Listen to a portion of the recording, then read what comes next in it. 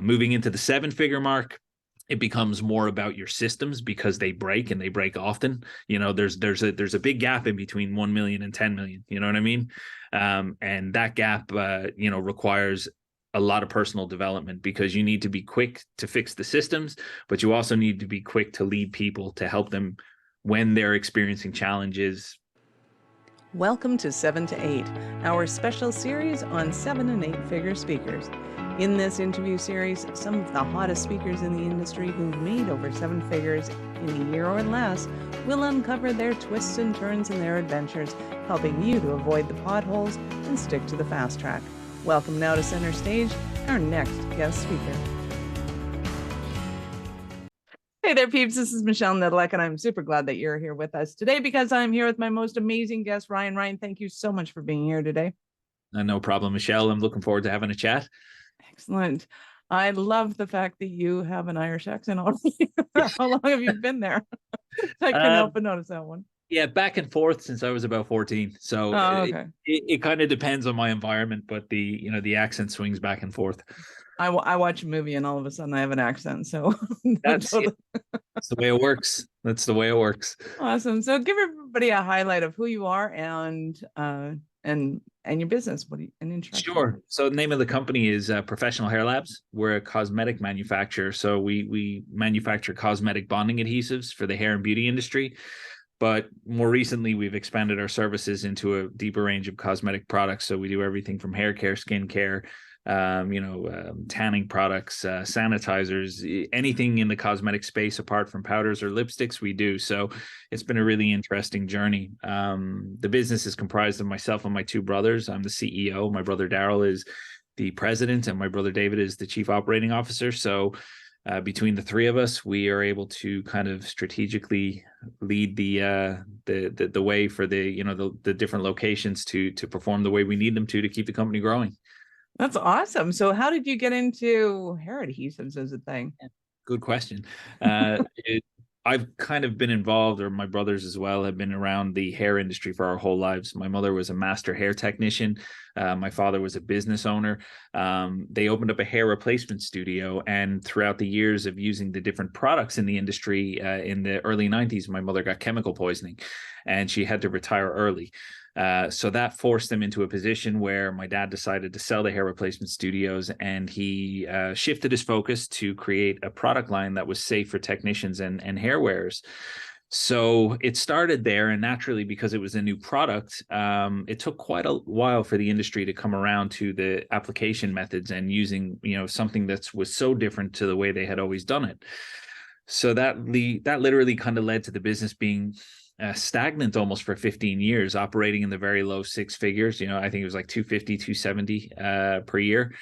And in 2009, my dad and myself had a conversation. He wasn't really happy with the direction the company was going because it wasn't really going anywhere. So he asked would I move over to have a look at it, and maybe we could, try to move it forward. And at the time, it was myself and my wife, and we had 1 daughter. And I said, I kind of turned him down at first. I wasn't really interested in making the move, but it was in the middle of the economic crash in 2008, 2009. So it was actually a perfect opportunity to pivot, because I was working in sales and marketing in an industry that was predominantly hit, which was construction. And we moved, and what we did is then I spent the first 6 months learning about the business when we moved over, looking at the operations, the marketing, the branding, everything about the company. And we stripped everything back. We rebuilt the branding, we rebuilt the messaging, website, everything to do with the business and the products. And I spent about 3 months manually building an Excel sheet of all the hair replacement studios in the United States, because in 2009, it was difficult enough to find legitimate and accurate scrapers. So through Google listings, went through and built this database, and we had about 5,000 at the end of the 3 months. So we decided that to launch this new product that we were going to bring to the market, along with our new messaging and branding, we do a direct mail campaign. So that tripled revenue in 18 months. So nice. It was 3 really simple pillars that we focused on that made the biggest impact. And from there, it just kind of started to grow year on year, and we expanded our operations into Ireland to distribute globally. So it's kind of went from there. There's a lot of lessons and stories in between, but that's really the bird's eye view of the company. Oh, that's awesome. So let's kind of back up the bus a little bit for people who don't know what hair adhesive is. Because I know until I got extensions, it was like, the what? So kind of back up and kind of what is it, who's it for, and all that kind of fun Sure. stuff. So adhesive, wig glue, hair glue, cosmetic bonding adhesive, whatever term you want to put on it, it's a product that's used to attach a hair system or a wig to the scalp. So historically, individuals who have lost their hair through hereditary means or through health issues, they've had two choices. They've had the surgical route, transplant route, or they've had the non-surgical route, which is hair systems and wigs. Our products are in the non-surgical side. So basically, they would apply this adhesive to the scalp, and then they would use that adhesive to attach the hair piece or the hair system or the wig to the scalp area. And it was used for many years in that industry as kind of the only option other than tape to attach those units. But more recently, over the last 5 years, it's become very common in the industry to use those products to just for leisurely purposes, like individuals who want to change their hair color. They wear a new wig every day and they just apply it to the front hairline rather than the full scalp. So that's really what the product does, and its the application methods that we originally developed it for have now expanded. We've found through our testing and feedback that they can do eyebrows, eyelashes, face gems. So they've moved from a hair studio into a film studio. So a lot of productions would use our products as well. It's just been it's been a really amazing journey when realizing that focusing on safety first and putting people first has really led to a whole industry exploring different ways that they could change the way that they do things. I love it. So what made you decide to expand into then the cosmetic side of things? Well, when we realized that the impact our product was having and the fact that we are so focused on keeping the core mission of safety first at the foundations of everything we do, we realized through our research over the years that there's a lot of ingredients that are still commonly used in cosmetics that really shouldn't be, and they're really all predicated around the area of manufacturing or the location. For example, you've got a lot more ingredients in Europe that are banned in cosmetic use than there is in the US. So we decided to really dig deep and figure out what solutions we could offer to the marketplace, manufacturing to the EU guidelines rather than the US. And that's why we decided our principal manufacturing facility was going to be located in Europe, because it usually carries a lot more, it carries a lot more weight when you're manufacturing. And the truth of the matter is that if you manufacture in compliance with EU regulations, you pretty much solve most of the problems exporting. So we said, look, we'll focus here and we'll figure out the rest as we go along. Nice. Well, and you've hit a very nice target as far as I can see. That I think it's Shoppers Drug Mart has their whole Beauty Within campaign going on, and there's there's a ton of industries right now that are getting on board with, we want our products to be healthy and we want them to hit a lot of demographics. Exactly. And the thing is that there's a lot of fluff in amongst all of that marketing, because there are ingredients that there are Let's not kid ingredients. ourselves. I know. There are ingredients that are very safe, but they don't really have the overall effect that they're being marketed to say they do. It's more of a marketing tactic than it is a performance.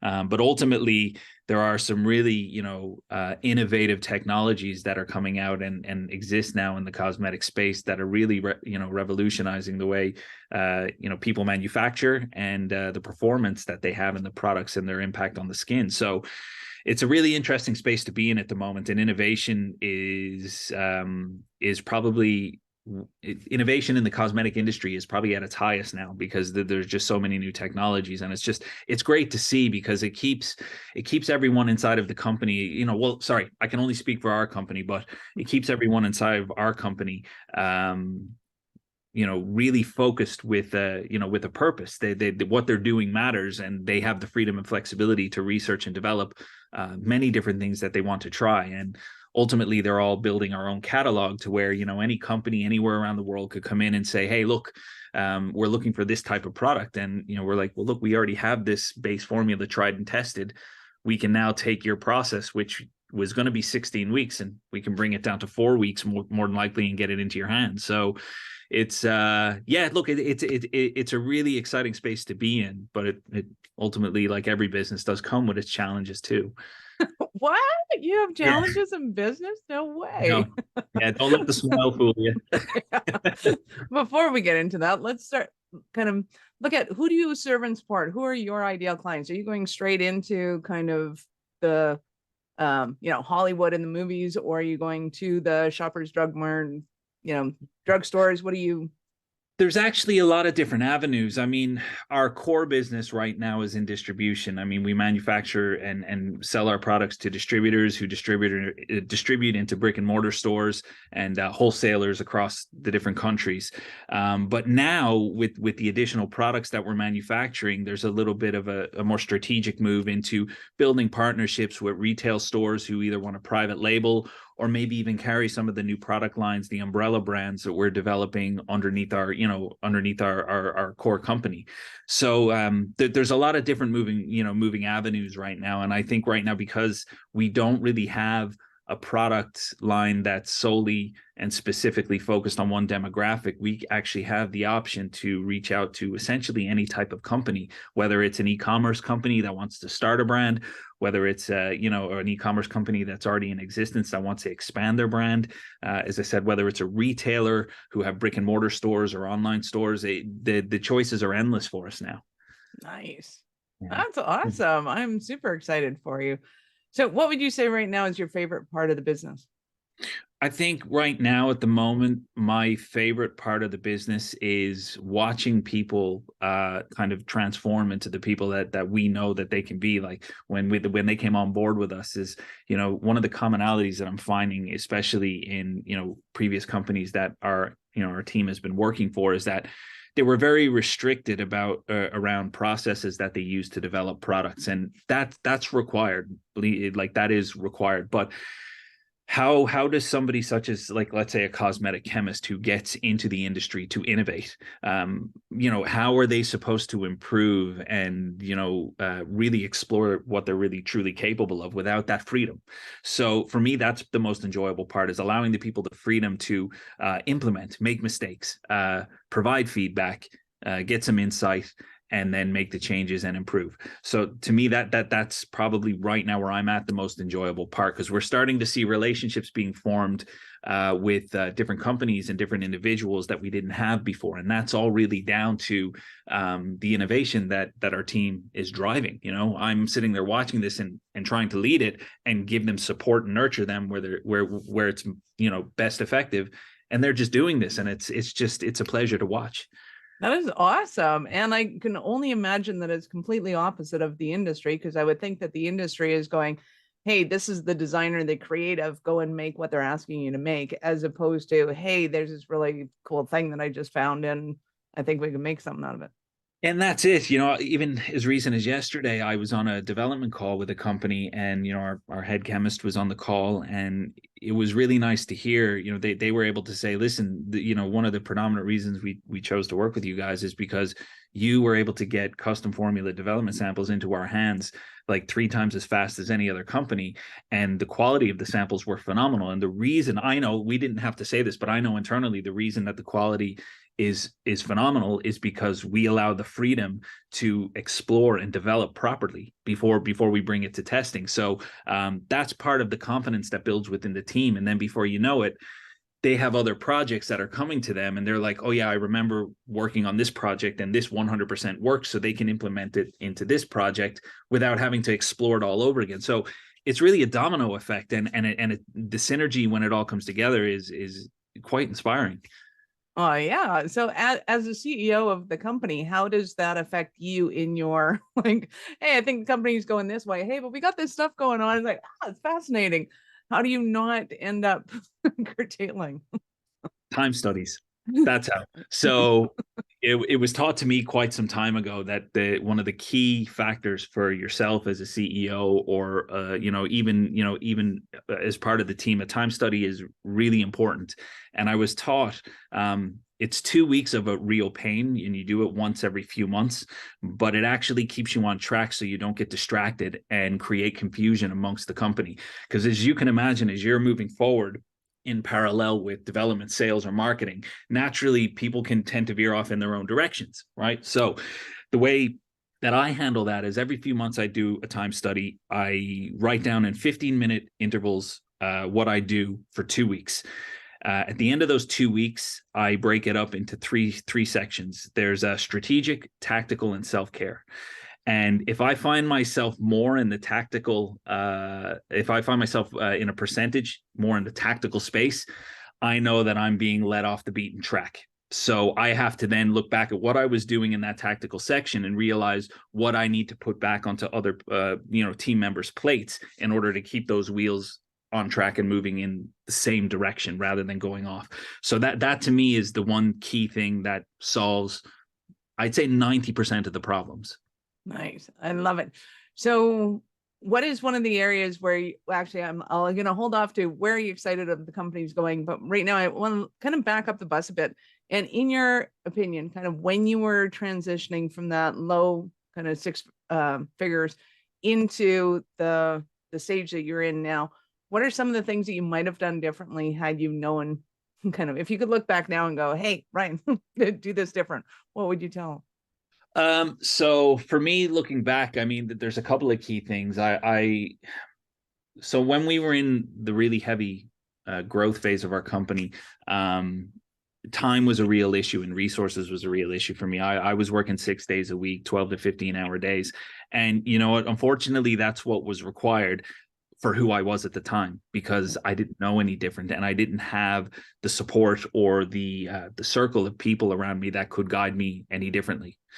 What I did find was that looking back on it now, I would do things differently by not being afraid of letting go of things, because one of the key challenges you have when you're growing a business is that you feel sometimes that no one can do it as good as you, and the truth of the matter is you couldn't be more wrong. There are people that can do it as good as you and way better.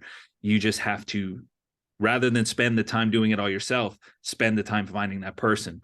When you hire your first one or two key hires in your company, it's probably one of the most fearful things that you have to do, because you're hiring this person to put the responsibility of the whole operation in their hands.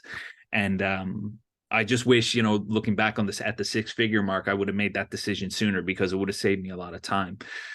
Moving into the 7-figure mark, it becomes more about your systems, because they break and they break often. There's a big gap in between 1 million and 10 million. You know what I mean? And that gap, requires a lot of personal development, because you need to be quick to fix the systems, but you also need to be quick to lead people to help them when they're experiencing challenges that they haven't experienced before.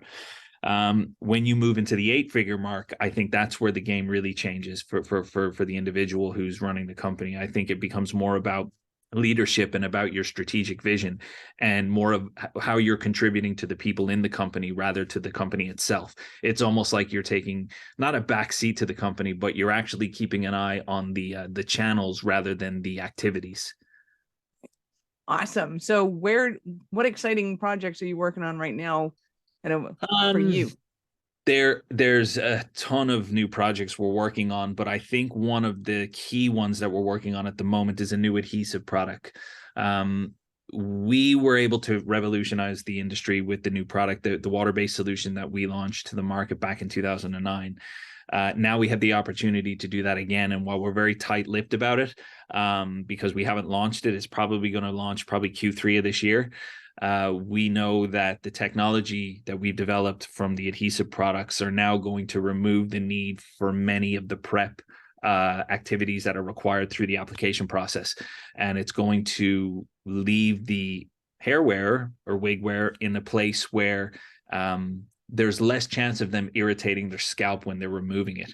So, it's a new technology. I can't release too much about it now, but we've tested it with some of our, with some of our close ambassadors, and they're screaming at me for more of it. And when is it coming out? So I'm excited about that. And it's going to basically, it's going to put a degree of separation in between our competitors and our counterfeiters, because look, our brand is heavily counterfeited. We lose multiple millions of dollars a year in counterfeit in monetary value through counterfeit sales, and it's part of an ongoing process that we're trying to solve. We've done that through custom apps that have been built to protect our brand. And it's also been done, unfortunately, through a very necessary legal expense that we've had to undertake to fight them. Oh, that sucks. And I can appreciate where you're going. That's a whole lot of energy that you just really don't want to have to focus on, period. It's like, come up with your own ideas. Exactly. And look, that's the unfortunate part of the industry, whether it's, whether it's clothing, cosmetics, it doesn't matter. It's going to exist everywhere. I think the only difference is that you're not talking about a purse or a handbag or a piece of clothing. You're talking about a product that's being applied to the skin. So it does come with a little bit more concern and seriousness. Right. Absolutely, it does.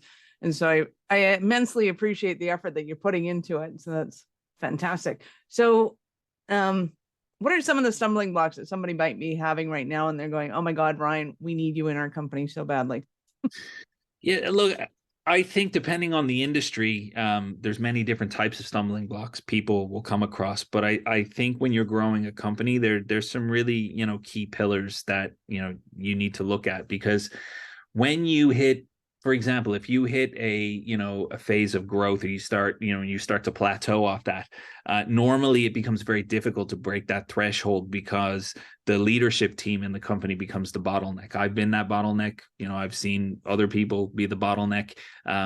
It's really natural and it's common, but it's good to be aware of it so you can try to fix it. And the way you try to fix it is, again, through time studies and figuring out where you can offload and transfer responsibility to allow somebody to focus on it rather than being pulled in many different directions. Another part of the process when you're growing your business, I'm a firm believer, is that simplicity makes the biggest impact. So we as humans tend to overcomplicate things on so many levels. And I think if you look at what are the, 2 or 3 key things that I can do right now that could actually just bring things forward tomorrow, and then repeat those processes, I think that's the way to look at it. Because what you'll find is that somebody might go, okay, listen, our bottleneck right now is in our sales. Right now our customers who are trying to sign up for accounts are having trouble, and they write out this whole long complex process, and it takes them 6 months to implement.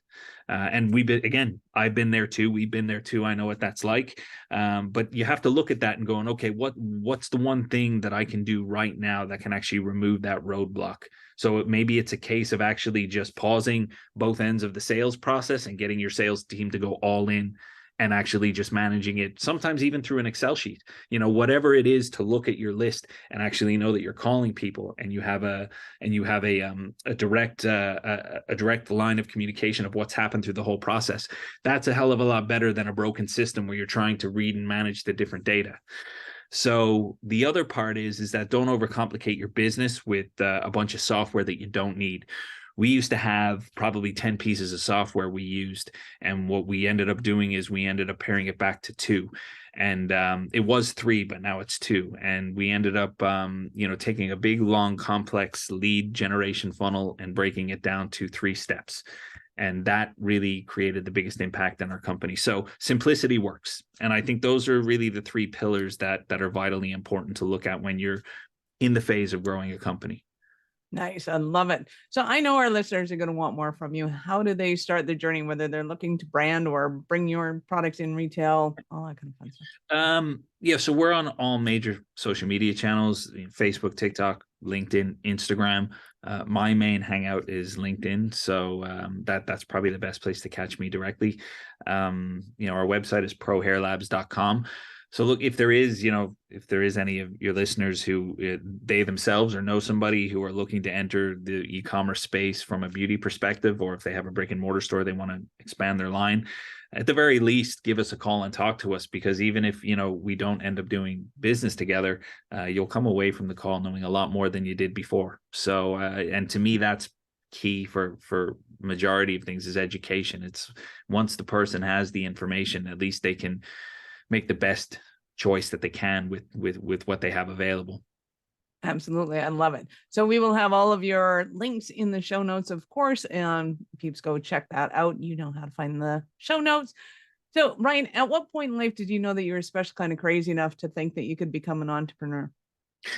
For me, it was when I was very young. I actually always knew, and growing up in the environment I did, that I wanted to work for myself and I wanted to contribute to something on a higher level, because I like through different channels, whether it been sport or music, which I'm very passionate about, they were my main focuses growing up, and when I was able to transition that into something that I could really make a go of, where there was more of a possibility of doing it.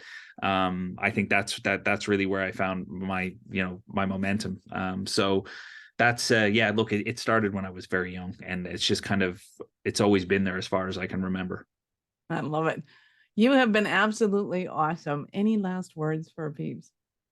Yeah, I would just say no matter, if you're starting a business or if you're in a growing business, just always remember, I think the key thing of it is that, sometimes, in your circle, people will know better than you, and it's always good to take that advice and guidance, but it's not always a one size fits all. I think what works for somebody doesn't necessarily work for the next, but I think it's the foundational insights that help us all move forward. So I think regardless of whatever information you get from people, always remember, just make your own decisions and move forward with that, because all it takes for a lot of people is for somebody to disagree with them, or for them to say that something is not going to work. And really all it is in most cases is them projecting their fears on you. So just forget about all of those distractions and what people say to you, because at the end of the day, you know best. And if you don't know best, you'll make the mistake and you'll learn from it, and you'll know best the next time. So just keep moving forward. Love it. Thank you so much for your time. I appreciate it, and I know how valuable it is. Thanks, Michelle. Appreciate it. Awesome. Peeps, this is Michelle Nedlock. Thank you for being here with us today. Be sure to subscribe to the show and share it with your friends. We love helping entrepreneurs grow. Thank you for listening to 7 to 8. If you're interested in upping your speaking game, be sure to connect with our guests with the links in the show notes, and connect with me to see how we can help you get your tech done for you and help your speaking dreams come true.